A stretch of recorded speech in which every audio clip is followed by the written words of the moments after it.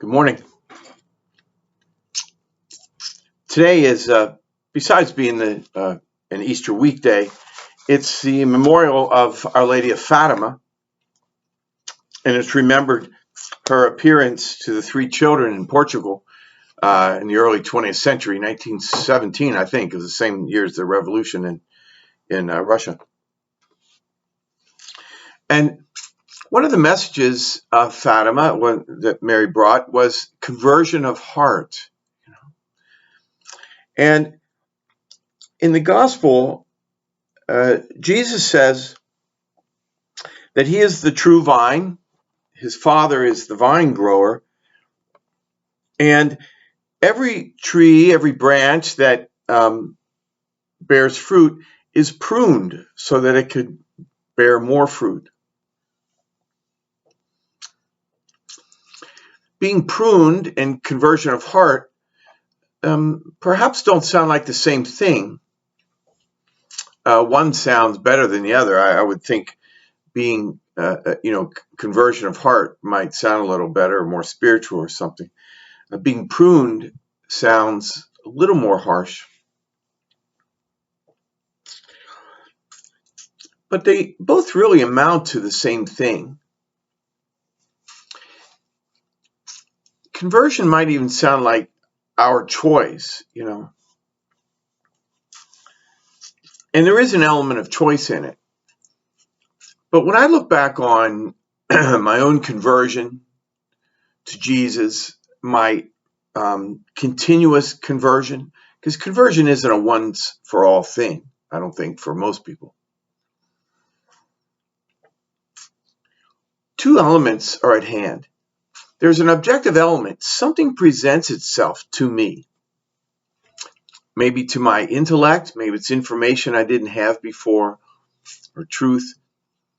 Maybe it's an experience of God's love or just God's presence or something. But something happens to me, and then I either accept it or reject it.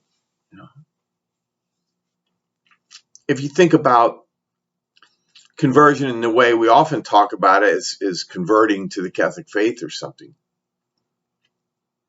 Someone asks a person, would you be interested in becoming Catholic? Would you like to become Catholic? Have you ever thought about being Catholic? Or it's presented to them in some way. They start dating a Catholic person, or they marry a Catholic person, or whatever. But there's some objective thing that comes first, and then we accept it or reject it. Pruning seems like a completely objective thing, and it's only an analogy, so let's not try to take it too far, But when a bush is pruned, something is cut off so that something more may grow. In conversion, something is presented to us, and then if we accept it, something in us dies away.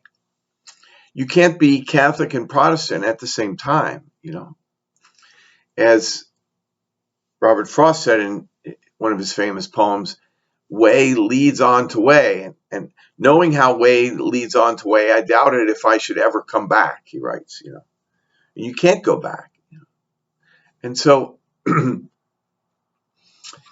this idea of conversion of heart is letting ourselves be open to the things that present themselves to us from God, And so if you want to continue conversion, if you want to continue to turn your life over to God, there's an element of being open, like every day. Lord, I'm open, I'm available. If you want to reveal yourself to me, I'm willing to get closer to you. I'm willing to let go of more of myself so that there's room for you. Things like that, And so conversion, for us who have already given our lives to Christ, now is a matter of continuing to offer ourselves now for the pruning. Please take this away from me. Anything that's not of you, please take away from me.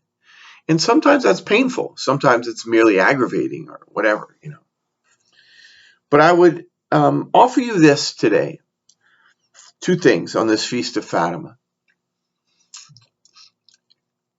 Mary's ambition, if I can put it that way, or her part in salvation history, is to continue to bring people to Jesus, in her motherly way, however that works. Ask her to help you in your process of conversion, Ask her to help you be as willing as she was to be part of God's plan.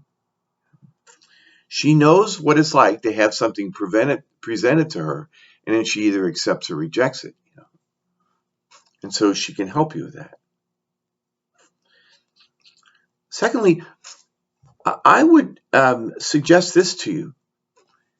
I would be aware of anything in the church, or from the church especially, that aggravates you or makes you angry or makes you afraid or worried, or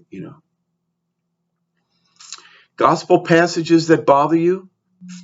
And a lot of times people say, I don't like that passage, and they don't read it again.